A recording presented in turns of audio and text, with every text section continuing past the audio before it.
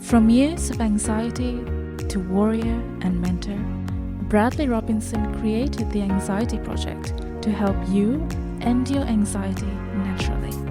Let's mold the new you and let's end anxiety together.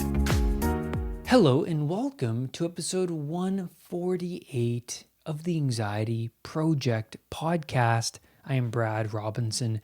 Today's episode is about trauma. Let's dive into trauma. What is trauma? How do we hold on to it? And how can we heal ourselves and get past a part of us that is stuck in the past?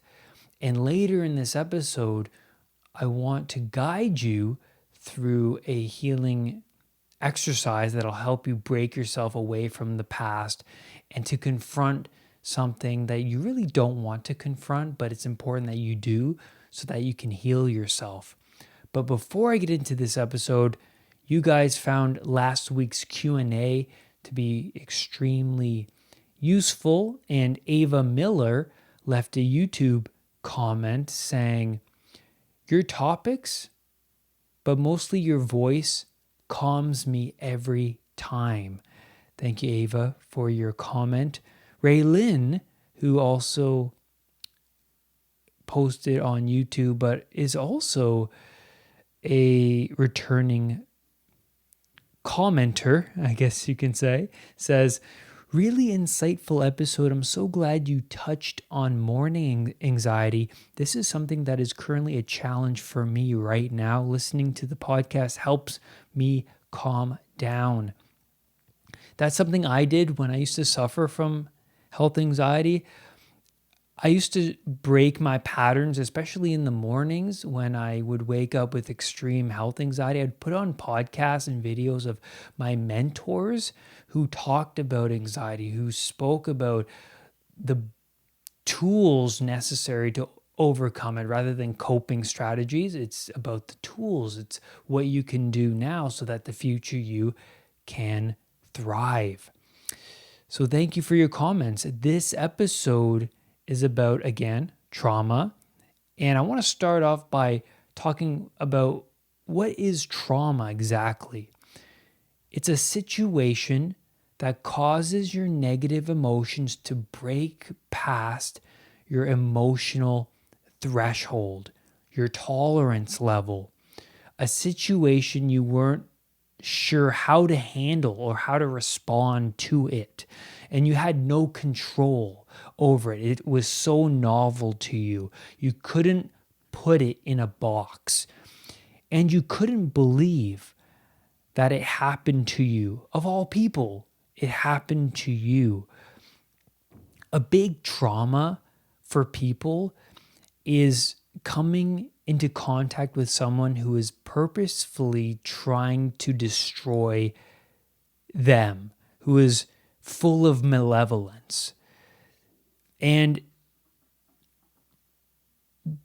those people, they have a hard time understanding why a person could do that, or it could be the malevolence in your heart. They betrayed you. Right? They betrayed you and it just threw you for a loop. But also recognizing the malevolence in yourself, seeing yourself do something that you just couldn't believe that you did. You betrayed someone. You cheated on someone. You lied to someone. You hurt someone physically. You couldn't believe it. And that sends people into PTSD. They just can't look at themselves in the mirror because of what they did. When the situation pushes, breaks past your emotional threshold, it leaves a mark. It leaves a scar, a GIF. You know those 3 to 5 second clips that you see on messages, or I think it's Facebook messages that they're like 3 seconds long and they repeat and they repeat and repeat. That's a GIF. It's like the trauma left this mark, a GIF of the height of the trauma in your mind that's repeating and repeating over and over again. Or it could be an image. Some people see it as an image. Some people see it as like a 3 to 5 second clip, GIF sort of thing. And this little movie that replays, it sticks with you. So the question is, why? Because you encountered something you don't understand, novelty, the unknown. And the amygdala, the fight, flight, or freeze response, our anxiety response, our fear response, it wants to do its best to make it known, but also to prevent you from encountering this threat again in the future. That's crucial. That's how your amygdala treated the situation. So the situation came about, you experienced high negative emotion. It was traumatizing to you. You went into the fear response. And in that moment, when novelty comes up, you don't know where you are. So what happens when you don't know where you are? You freeze. You stop immediately. You stop whatever it is you're doing. And basically, what your amygdala is saying, what's going on inside your unconscious mind is, I don't know where I am. I had a map of the world. Something came up, some novelty came up and blew apart that map. So what happens when it blows apart your map? You immediately freeze. You stop where you are. And that's what prey animals do, is that when they see a predatory animal, what happens? They stop because they may not see me, right? They may not see me. So whether the situation was embarrassing, frightening, or disturbing, we hold on to these 3-second movie clips or images because our unconscious mind wants to make it known. It holds on to it because it wants to make it known, and it doesn't want to fall into this pit again, or doesn't want to encounter this predatory thing again in the future. But in other words, it's trying to resolve it. How can we not fall into the same pit again? How can we not encounter this situation again in the future? So many of us walk around with a closet full of unresolved baggage that any new anomaly, any new strange occurrence will send that person into an emotional fit. You see these people all the time. They're lugging around so much baggage that anything new, any novel thing that happens to them during the day, it sends them into this fit of anger, and they just lose it. Too much novelty will drive these people into those extreme fits. Now, we then either repress them or suppress them, right? Repressing a traumatic moment means that we unconsciously move it and push it down into our unconscious mind. Usually people who encounter real malevolence push it down. Also high extreme traumatic moments, abuse, especially when you're a kid, those people repress it unconsciously. But also suppression, what that means is that you are aware of it, so you're replaying the GIF in your mind, but then you consciously block it out and ignore it, right? But also I think it's unconscious in a way because we're not taught how to deal with those memories and those traumatic moments. And not having the tools to deal with those moments, we just say, okay, I don't know what to do with this, so I'm just going to block it and go about my day. A part of them, or many parts of people who are dealing with a lot of traumatic moments, they are stuck in the past. There are many parts of those people who are stuck in the past and keep reliving them day after day, because what happens is when you bring up that GIF, you're reliving the same emotions by revisiting that, because your brain doesn't know the difference. Your unconscious doesn't know the difference between what's real and what's imagined. You're reliving the same emotions, even though it's just this little movie playing in your head. Holding on to situations that are influencing your current state of being is going to impact your life in many, many negative ways. Maybe you believe you aren't good enough because your dad or mom told you you weren't good enough and got into an argument with you when you were 8 years old. Or maybe you learned to shut down your emotions because you saw your parents fighting and you felt helpless and useless and full of fear. Perhaps you betrayed someone you cared about, and now you're stuck in chaos, unable to comprehend why you ever did that thing. And you can't look at yourself in the mirror. You have little self-respect for yourself. So holding on to these situations, they are influencing your current state, your current lifestyle, your mental health, your mindfulness, your present moment. To heal from a part of the past that you keep on repeating in your mind, you must go back and examine what exactly happened back there. What happened in that moment?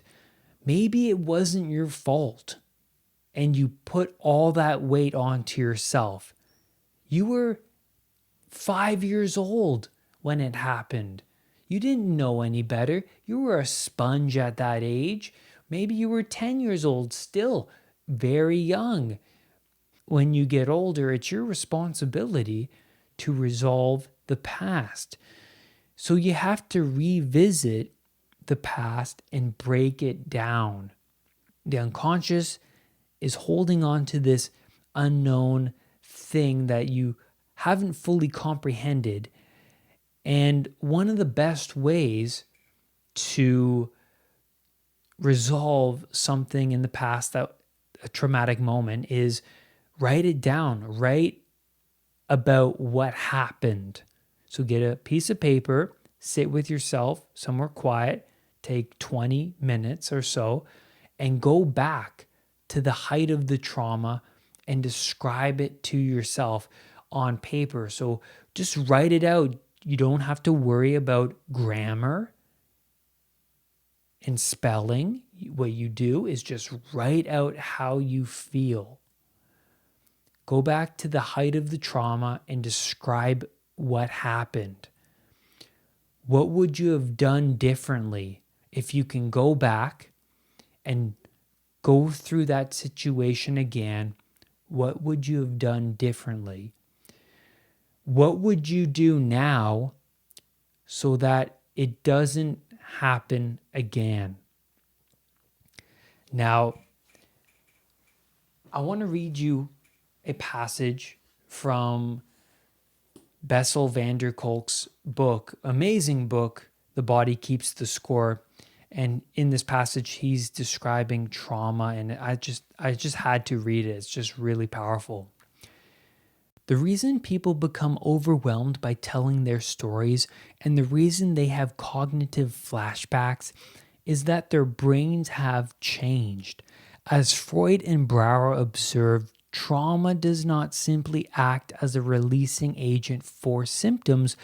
Rather, the physical trauma, or more precisely, the memory of the trauma, acts like a foreign body, which long after its entry must continue to be regarded as an agent that is still at work.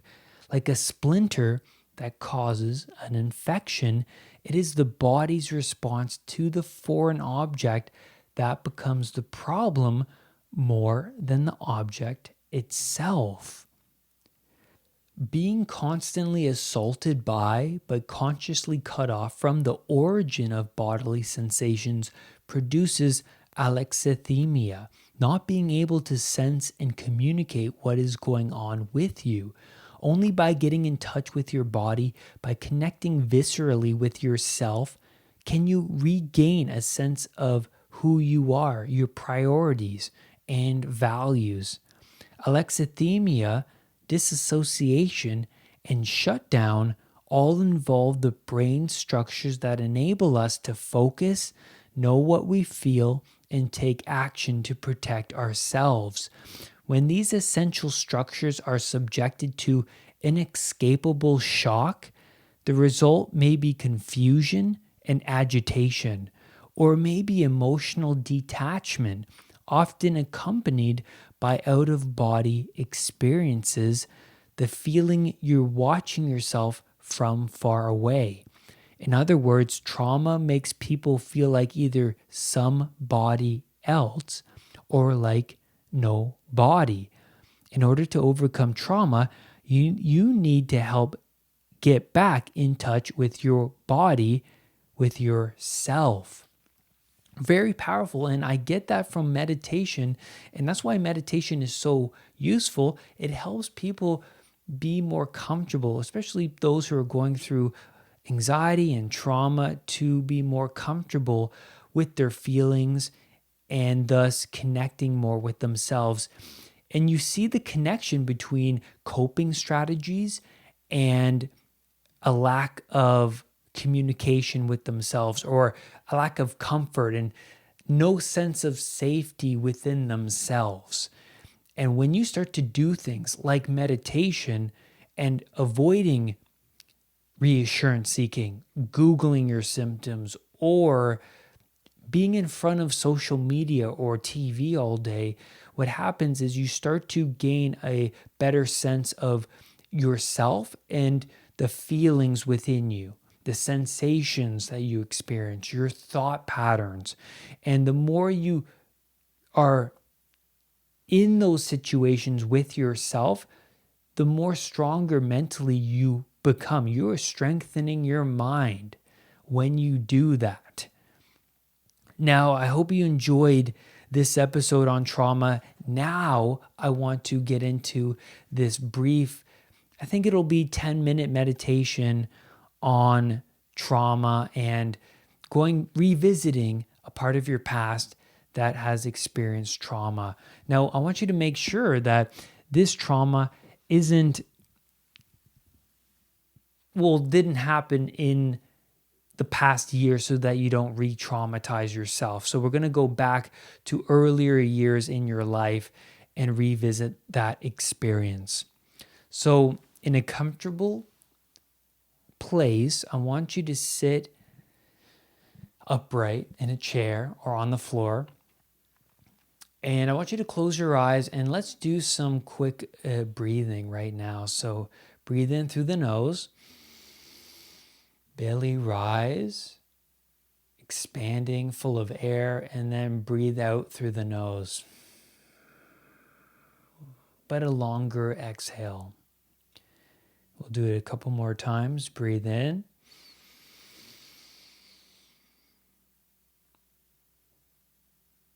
And exhale.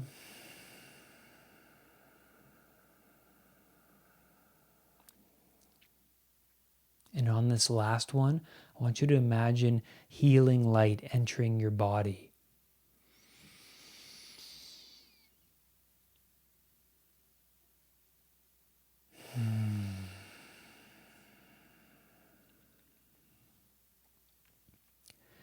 Now, I want you to bring about an image of a place that makes you feel safe. For me, it's usually a part in the woods that makes me feel safe. But it could be your favorite place in the coffee shop, your favorite table in the coffee shop. It could be at a friend's house, wherever it is. Bring about this safe space now in your mind's eye. And I want you to bring about the image of yourself from the past. Maybe it's of you that's 10 years old, 15 years old, 20 years old.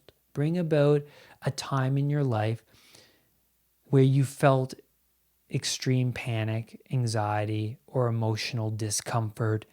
And I want you to bring this person out onto this stage that's in front of you, into this environment that you feel safe in.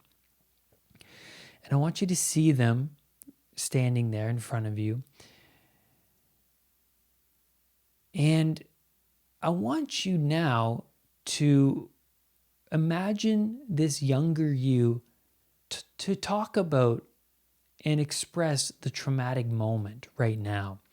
So I want this younger you to express and relive the height of the trauma they experienced back to you.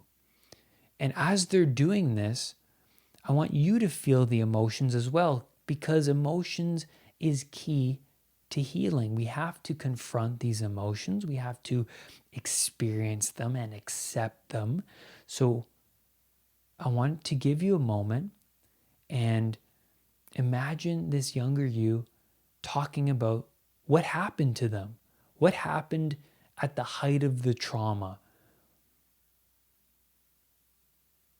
and let them go over it to you, whether they cry or get angry. Let all those emotions come up, and let them come up in yourself as you watch this younger you.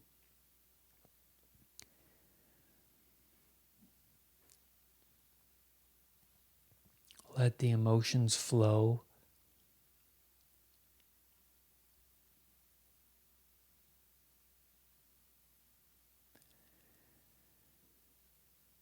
And I want you to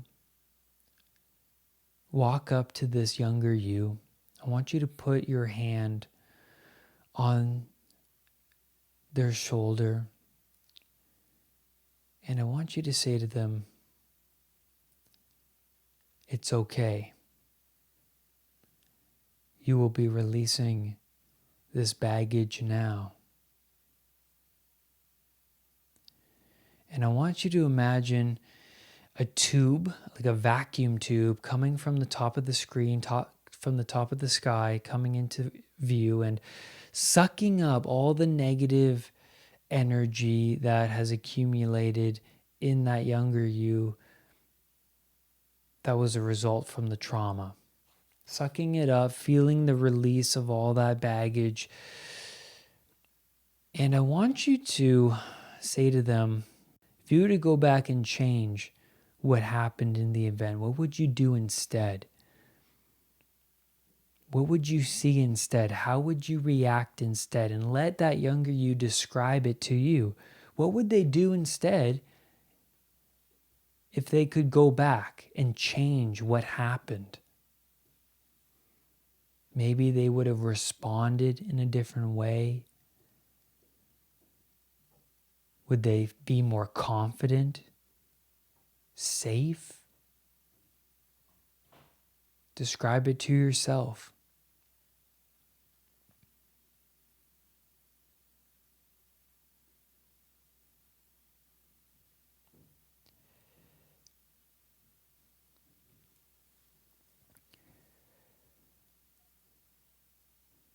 And then I want you to give them a hug.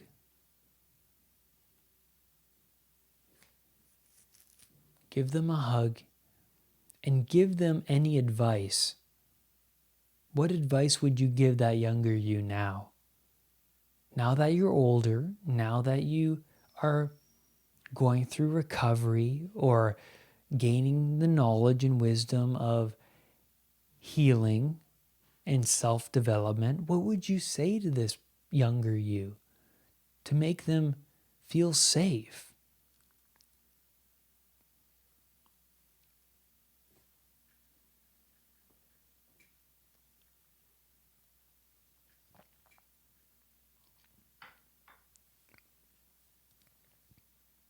And if any emotions come up, let them come up.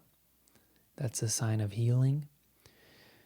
And I want you to send the current you who's hugging the older you, and I want you to send the older you who's being comforted now by the older you, healing light. Fill them up with your healing color. For me, it's a golden yellow, sometimes a white light, sometimes a blue light, whatever color makes you feel safe. Heal up the screen, fill the screen up with your healing color, and connect with this feeling, this safety that is now being projected in your mind's eye. And also the feelings that you feel, the feelings of safety that are now running through your body, imagining this situation. Imagine your healing color filling up the screen 5 times stronger than it once was. So blinding, so safe and illuminating, filling up the screen, filling up your bodies in the screen. And when you feel ready, I want you to come back into the present moment and open up your eyes. And that's one of many great techniques of revisiting trauma and attaching safety to the experience rather than fear. Because remember, the amygdala makes associations between the situation and threat, danger. Now that we're going back in there, it's hard to revisit something. It's difficult, but it makes you braver. You're now making new associations between the situation and safety. And that's where I'm going to leave you on this podcast episode. Thank you so much for being here with me today. Thank you for your comments and support. If you want to download a releasing trauma exercise that I find to be extremely powerful, a longer traumatic exercise that's different from this one, that's in the Anxiety Project program. You can download the program at unpluganxiety.com. I have a discount now of 15% off. If you go to iTunes, rate and review the podcast, and you let me know, you send me a message on unpluganxiety.com or in Messenger, wherever, and you let me know that you left a comment and you rated and reviewed the podcast, I'll give you the coupon code for 15% off the program, and you can get another releasing trauma exercise in the program as well as many other things. And lastly, do not let anxiety define who you are. I will see you on the next podcast or video. Bye for now. Brad's powerful anxiety recovery program is now available at unpluganxiety.com. The Anxiety Project program is downloadable and puts the power of anxiety recovery in your own hands. Visit unpluganxiety.com for more details. Recovery starts now.